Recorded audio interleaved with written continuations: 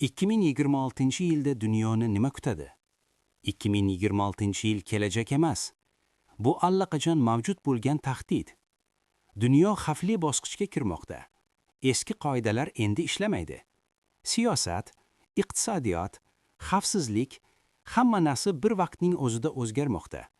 Yirik davlatlar bosimni kuchaytirmoqda va mintaqaviy mojarolar nazoratdan chiqib ketishi mumkin.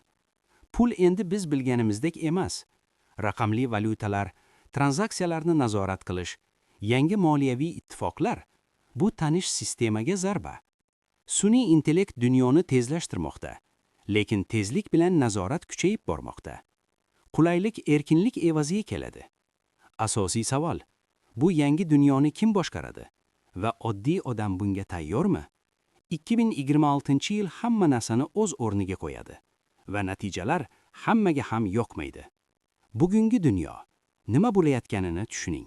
Agar siz dunyoning turli burchaklaridan eng so'nggi yangiliklardan xabardor bo'lib turishni istasangiz, kanalimizga like bosishni va obuna bo'lishni unutmang.